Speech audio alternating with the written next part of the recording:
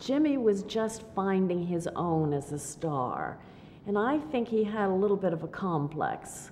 He kind of made fun of Elizabeth Taylor and Rock Hudson because, you know, they didn't come from the Actors Studio. They weren't, in his opinion, you know, the great white hope of Broadway or anything that he might have been. So there was some jealousy there, and I think he was, although he was treated equally in every way, I think he was always too concerned about whether he was being given equal treatment to everybody else. And yet, I found with George that he was just as kind to the smallest parts, to wonderful small parts like Saul Mineo, who was an adorable, wonderful actor, and Earl Holliman, who was doing one of his first films. So George was kind and good to everybody, and I think he really treated us all as equals. Now, the one thing that George did is that he wanted to have his actors ready and on set at all times.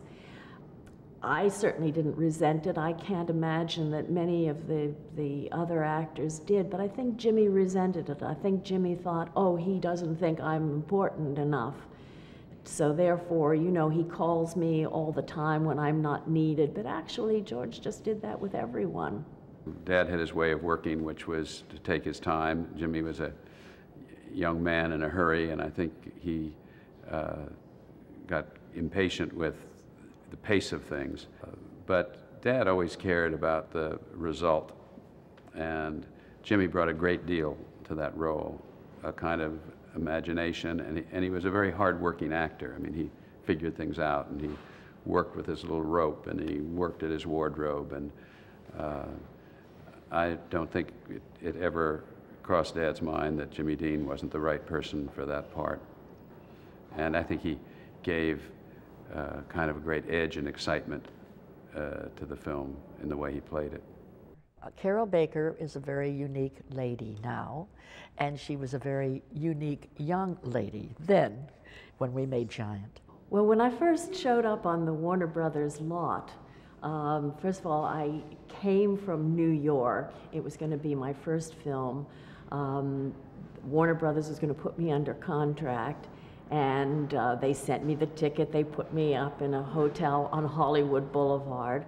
I arrived at the gate, and I gave my name, and the guard wouldn't let me in, never heard of me. There I saw, a few minutes later, Jimmy Dean come up on his motorcycle. Interesting, because I guess a lot of people are on motorcycles these days, but it was kind of a big, exciting thing for somebody to be on motorcycle then. And he put me on the back and drove me around the lot, showed me the lot. Mr. Stevens used to say I was sort of the hostess and the heart and soul in his autograph to me in my book. He said, "You're the heart and soul of Giant." And he never wanted me to leave very much. He always wanted me to stay around on the set, even when I wasn't working. So I felt I was very helpful to Earl when he first came in on the picture. I got a call from my agent. I had done a movie called Broken Lance with Spencer Tracy, playing his son. And George Stevens was looking for locations where they could shoot Giant. And so they were running Broken Lance to look at Nogales, New Mexico. And I understand that George, when he saw me do one of the scenes I was doing with Spence Tracy, turned to his assistant and said, "I want to use that boy in Giant." So he called my agent called me and told me, and I got the book immediately and read it. And they said they wanted me for the role of Bob Dace. Well, Bob Dace is mentioned like once in the book, you know, when he's 4 years old, and he's out picking up mountain oysters when they're, you know, making steers out of the bulls. And I thought, well, that's not a part, you know, that's no part. So they said eventually that George wanted to see me come out. They had, in the meantime, started shooting the film in Virginia and done all that stuff, and I had come back to do the interiors of the Virginia stuff at the studio at Warner Brothers. And they said, George Stevens would like you to come out and see him this afternoon, such and such a time. And I said, well, I really don't want to do the picture because there's no part. You know? And he said, well, go talk to him anyway. You can tell him that, but you go talk to him. So I came out, and they were shooting the interior of the, they were shooting the dinner scene where Elizabeth tells, attacks Rock about the, or Leslie attacks Bick about the, how we took Texas away from the Mexicans. Yeah? And while they were relighting, George took me around, and we walked around the block. And I just needed to tell him that I really appreciated the interest, but there was no part. Well, I got to tell you, he started talking about how he saw this as a Booth Tarkington character. And by the time, I mean, anybody who ever met George knows what a charmer he was. And by the time we got through with our little walk around the studio, I would have done anything for him. So that's how I got into Giant. I never once told him that the part was small. I just didn't have the guts after that. I was thrilled to be working with him. Yeah.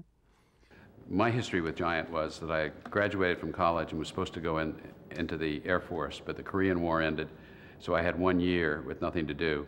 So I spent most of that year working with my father on the screenplay. He and Fred Gill and Ivan Moffat would meet each day out at Dad's apartment on Riverside Drive and in North Hollywood, and we'd sit and work on the screenplay.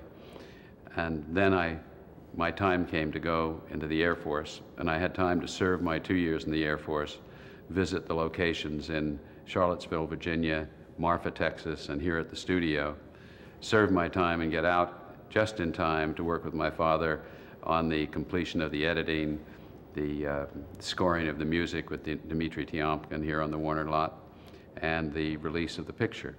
I was in Marfa for about 6 weeks, and I remember when I arrived there, it's out in the middle of nowhere. It's a tiny little town, cattle town.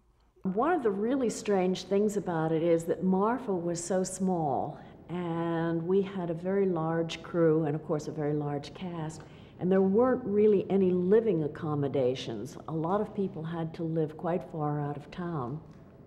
And I lived in a house with 5 of the actresses, Fran, who played my sister, and Jane Withers, and Mercedes McCambridge, and I'm trying to think who else. I can't, but there were, I was one of them, of course. There was one other. 5 of us in this house, and I had just recently been married. I was only married like 4 months. My husband couldn't come to visit, because this was a house of all girls and there was no place to put him up. I'm not sure he quite believed me when I said this, you know, and he called the company, and actually George spoke to him privately too. But this was the situation. Nobody could bring their husbands or wives. There just wasn't any space.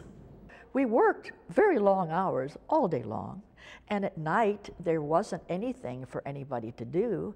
That's why we started what the crew called Withers USO. And everybody'd come to my little bitty house that Mr. Stevens rented for me. And that's where we had our Monopoly marathons and bridge tournaments and croquet tournaments and crazy things just to keep everybody busy at night.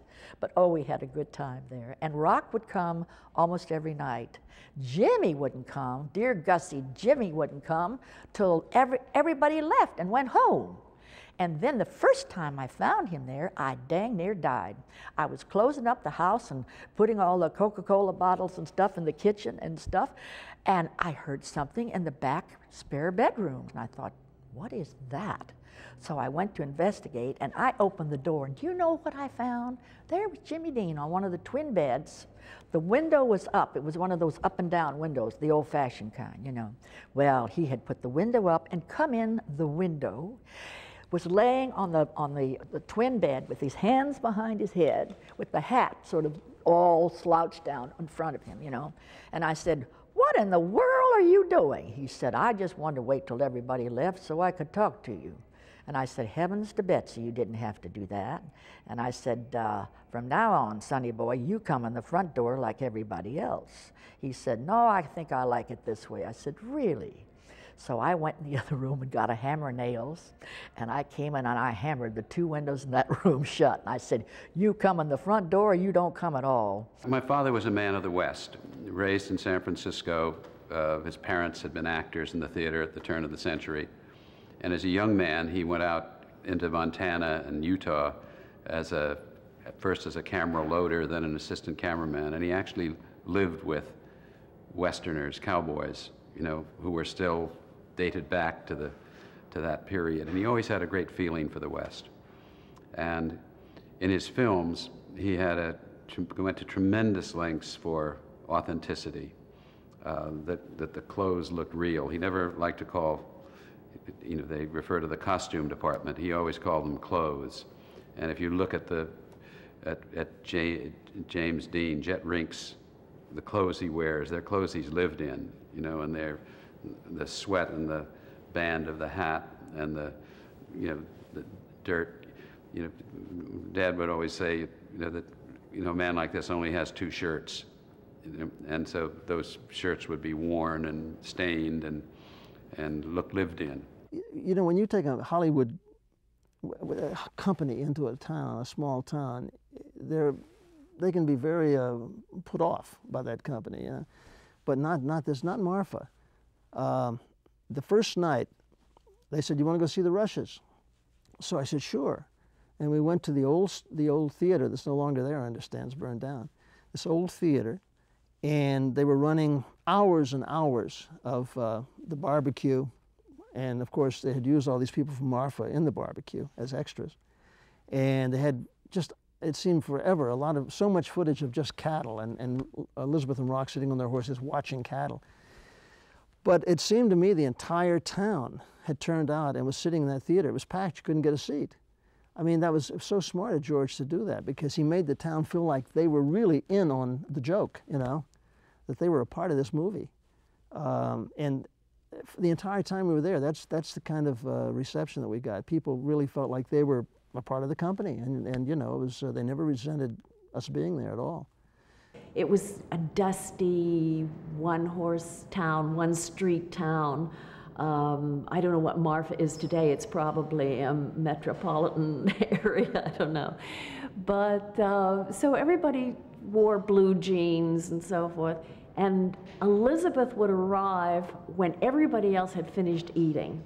And I remember my mouth used to just drop open every night, because she would show up in the most glamorous wardrobe for this rather dingy dining room. She'd have on white chiffon with sparkles, or she'd have on black chiffon with ermine tails. And every night it was as long as we were there a long time, a couple of months, she had a different dress on every night, different jewelry. Jimmy and I ate dinner together, and he always made fun of this. But I could see that he was really impressed with her, with what he thought was old Hollywood that he wasn't a part of, that he'd never known.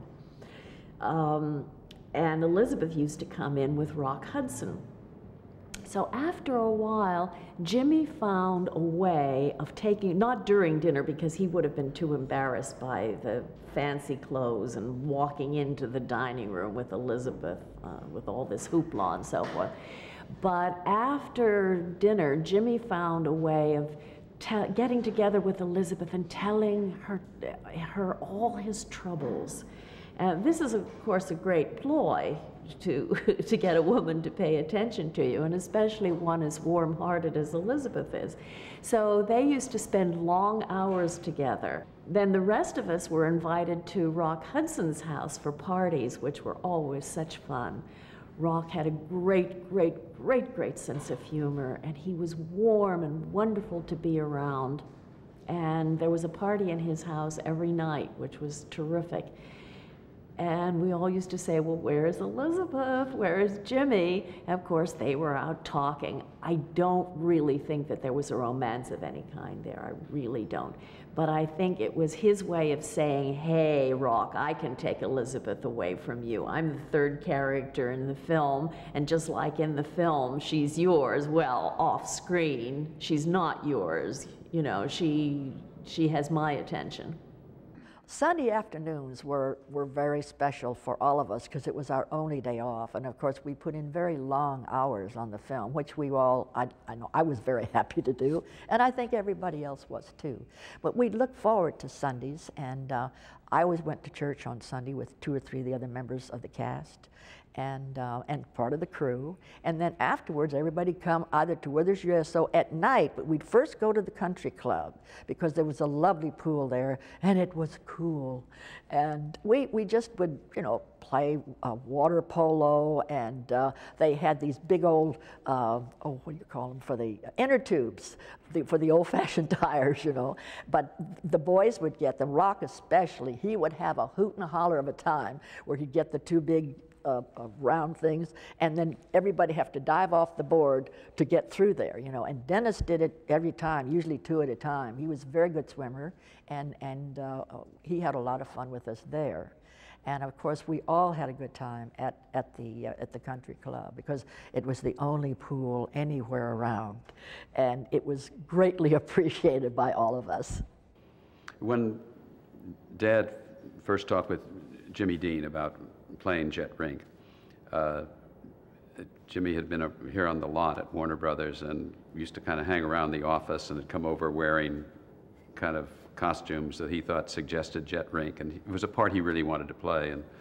And Dad, you know, and it was a gamble. He was young. They'd been talking about Montgomery Clift and more experienced actors. I thought that Jimmy was a terrific actor. I really did. And he believed in bringing as much of himself to the part as possible.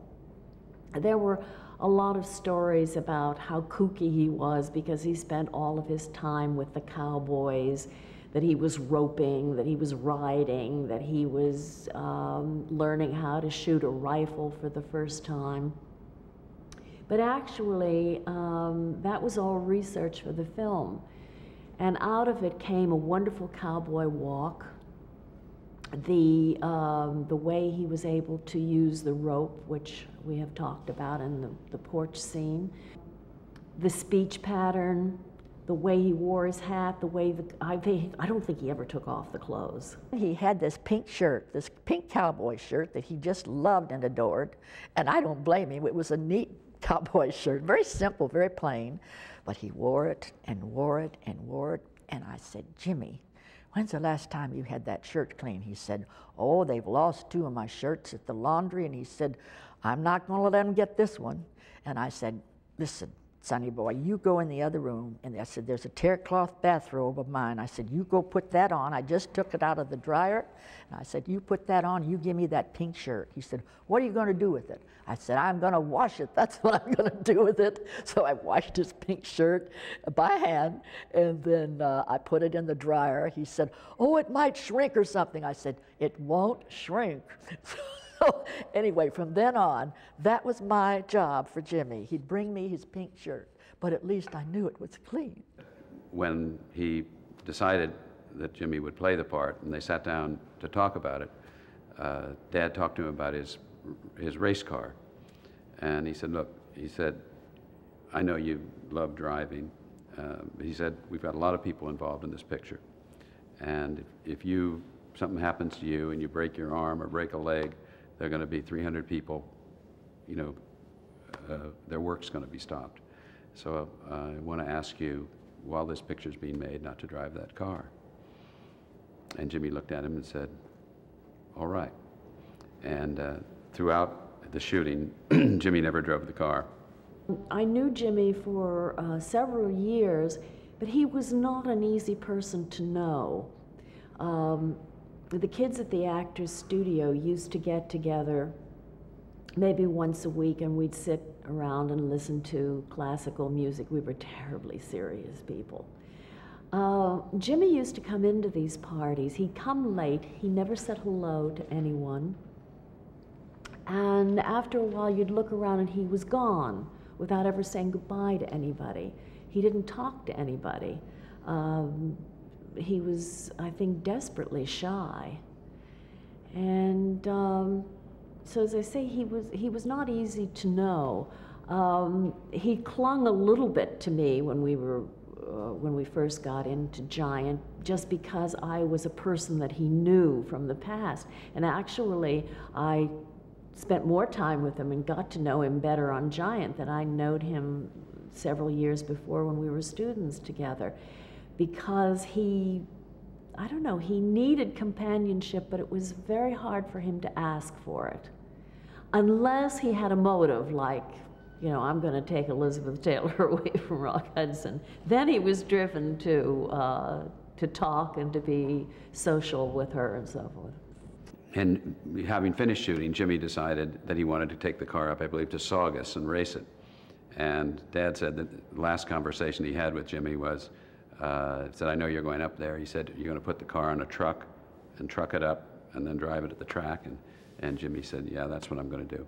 George Stevens Jr. was in the Air Force, and he was flying all around the country. And I remember we used to be a bit concerned about this. We weren't really concerned about Jimmy at the moment, although we were before the film started, because he was always racing cars, racing motorcycles. But he was banned by Warner Brothers from getting in a car on a motorcycle while he was doing this film. So the minute the film was over, he finished about 2-3 weeks ahead of everybody else. And he told us that he was taking his fast car and he was going cross country. So we were all in the theater watching the day's rushes, the dailies, and suddenly the lights went up. George Stevens was on the phone, and I'll never forget the look on his face. He turned absolutely white. It's like all the blood drained out of him. And there was electricity in the room. You just knew something dreadful had happened. Of course, my first thought was that it was George Stevens Jr. because of all the airplanes he had to get into. And George took a couple of deep breaths. There was not a sound in that projection room. And after a while, he said in a very level voice, Jimmy Dean has just died in an automobile accident. And that's all he said. And we all sat there stunned. Nobody cried, nobody shouted. I don't think we were able to move. Nobody was able to move. And I can't remember how the evening ended. I know that certainly we didn't watch any more rushes, but we all just sat there for a long time, and then we silently filed out of the room. When Jimmy Dean died, we got word. We were all in the projection room watching dailies. Somebody came blubbering in and said, Jimmy just got killed. And George left.